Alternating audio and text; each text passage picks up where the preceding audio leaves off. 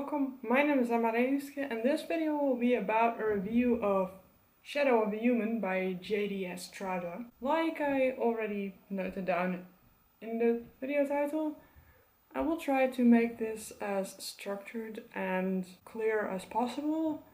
So let's get started with the fact that I thought this book was a pleasure to read and I would definitely recommend to you to read it. It might not be perfect, but then again, what book or what thing in life actually is. I will talk to you a little bit about the characters, the plot and the writing from different angles. And I'll start with the two main characters, and I'll focus a little bit on one of the side characters. And I'll name some of the more important but less apparent side characters as well. The main characters of these books, because this is book 2 in the human cycle and book 1 is only human, are Nathaniel and I think you pronounce it as Daniel a Montac, but in English it says Daniel of Montac. It is a French name, so I'm gonna try to pronounce it French as possible. But let's start about Nathaniel's character, or as he is often named in the book, Nat. Or called, I mean. This character, I liked him a lot in book 1 because he was quite human. I mean, the book is called Only Human after all.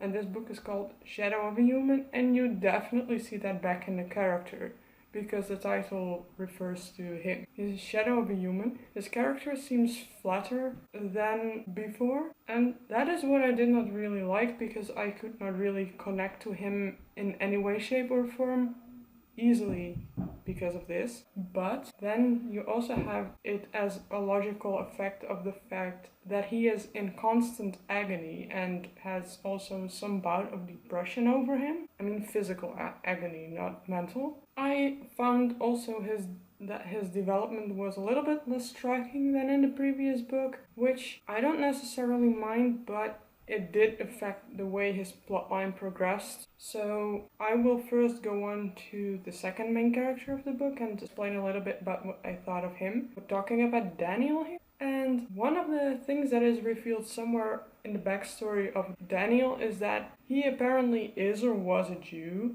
I'm not really clear about that, and I'm not going to tell you any more about this because that would be a spoiler about quite a creative writing scene in this book. Not only the scene is creative, but also the way it is implemented in the book. We get a lot more, or some more, of Daniel's backstory that really builds his character and explains why he knows all the stuff he knows and how he came to know it. And a little bit about how his social exchanges went in the past. We also still see that even though he should be more humble because of the position he is in and what he has seen and what has happened to him, he still manages to be extremely rude sometimes and extremely self-obsessed. And I thought that was well done because of course the character is not going to be humble all the time, all of a sudden. Especially when he is completely locked off of his love and friends, which I will go more in depth into in the plot part of this review. And his love is Jane, so I will now go a little bit into Jane's character and the Black Calico. We get the backstory of how she became a vampire more in detail than in the first book, and we also get the backstory of how she got the Black Calico, her boat, and how she built up the crew of her female vampire pirates. And what happened to a lot of them is actually quite horrific and has to do with rape and assault. It was pretty dark to read. But we also see her deal with grief because she lost Daniel. More about that also in the plot part. And we see what happens when she unexpectedly has people or beings turn up when we did not even know, and she also did not even know that they even exist. So that was really interesting to see how she dealt with that. And I will now deal into some side characters, among which Emma, Mrs. Fawn, Elegast, and some of the other ones. But very shortly, Emma is a black angel. I first thought it would be a pitch black angel, like you have white angels, If someone says angel, I always envision a completely white creature, not white-skinned or something, but completely white. And when I read Black Angel, I thought everything would be pitch black, from the feathers and the clothing to the skin. Not like a dark-skinned black person, but he is black, and we see him as quite a white character for a decent chunk of the book, and then not all of a sudden, because it is not really unexpected, but you see what he can also do, and that he is not only a white character, but he becomes quite relatively morally grey. We have some more cameos of the Kitsune werefoxes and their background story, which is really interesting. And they play a role at a certain part of the story. We have a reappearance of Mrs. Fawn, our dear mother Time. She is so caring and sweet, and she loves to be a guiding character to most of the other characters in the book, which I truly love. But she does so without trying to interfere, or without interfering as much as possible. So I would like her to be a guide in life without her interfering in what actually happens to me. I know it's like she is like a fantastical, imaginary creature, but it's still interesting. Now I will tell you about Elegast, which, to my pleasant surprise, is a creature I will not tell, except that I believe he stems from vampires, but it is a little bit more complex than that. He has a very clear role in the story, at least in this book, because I think he will reappear in book 3, but I have no further clue on that as of now.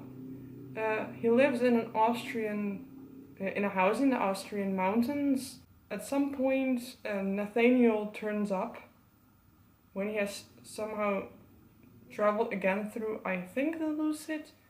And this time it was full body and not only his mind. We get his backstory and how he came to be this way, which also gives the backstory of another character in this book. And a little bit of insight about where he came from, which is really interesting. But what I found most interesting about this character is I asked, of course, the author if the name was chosen on purpose, because Elegast is the name of a character in a Dutch Karel epic, which is an epic about from about 1540 or something, or 1450, somewhere in the Middle Ages, late Middle Ages, which tells the story about Karel and Elegast, or at least Elegast. And the characters seem to align somewhat in morals and perspective, and in the way they acted somewhat too. So I'm curious why that name was chosen, and I hope it will be revealed in the next book. Then we have our antagonist, Elliott, who turns out to be even more two-faced than in the previous book. Like, he specifically states in this book that he is either completely morally white or completely morally black, because he does not see a reason to be somewhere in between. Which I found a really interesting statement, and I think those kind of people do exist in the real world. They don't have a morally grey area. And then we have the rest of the side characters, which I don't necessarily have a lot to say about. We have Serial, which brought a very important part of backstory, and they all did. Like, the side characters are there for a reason. They are not just there except for those random demons that turn up, but the rest, they play a role in what happens. We get some more family members of characters we already knew. Through that we get a backstory of those characters, but they also bring a backstory and the build-up of the world even more in depth than I thought was possible when I saw what happened in the first book, but also it was not really strange at all. I like the cameos of characters we had already seen before, but I also like meeting the new characters. And I'm curious to see what happens next. And now I will dive into the plot a little bit. In my original written review on Goodreads, which I will leave down below, I dived into the plot in depth, but I have one notable thing I want to say. We follow a general plotline of problems in Hayun or Shadulu, which is a mid-dimension, which deals with drug abuse and selling problems, as well as, of course, we follow a plotline of our devilish character looking for the book of the vernaculum. We still don't know what it does, but it all leads to the final climax. And we follow Daniel's quest to find the person who creates a GEL or gel, which is an extremely pure version of agnelum combined with something else. We get to see in the book what kind of a substance that is, and it is extremely creepy. It was also quite dark to see where agnelum itself came from, and this storyline contained a beautifully integrated discussion, albeit very short, on racism, but it also mirrored, like I said, drug abuse, use, and production, and it showed some extremely uncanny similarities to heroin for agnelum and cocaine for gel. I don't know if this was put in on purpose or not, but I thought it was done very, very well, and no matter if it is done on purpose or not, it was still good.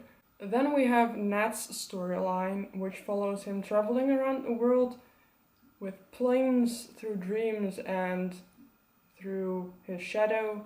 Among other things, we're following him as he travels to Japan because people have asked him for help.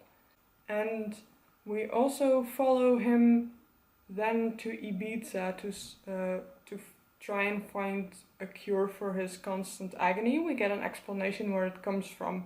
We get a way to solve it. And I thought it was done nicely. I did not fully connect to his storyline, but that also has a reason in writing. And then we follow the very short part of Elliott's storyline where he looks for the vernaculum, a book people hardly know what it does, and hardly anyone has seen it, but somehow he knows where it is hidden.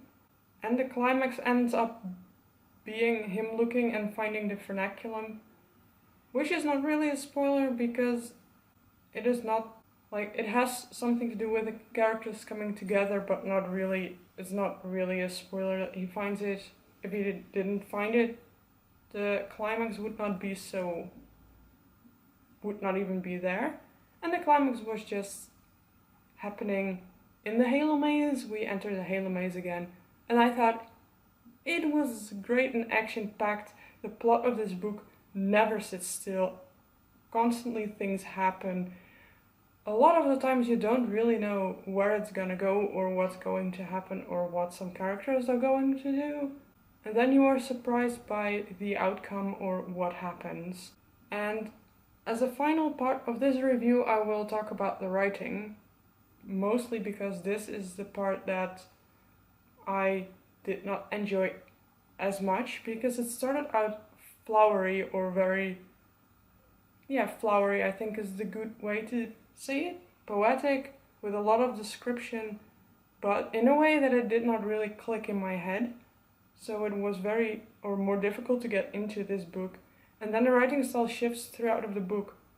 Not only throughout the book, but it shifts per perspective. So the perspectives shift in how they are written.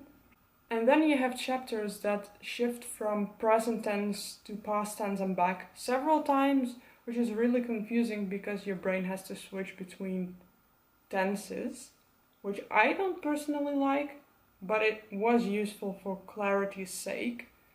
So I will give the author that. That was done actually pretty well in that regard, but for the rest, I did not really care for it that much. But what I thought was a good writing is that the plot is set up very well.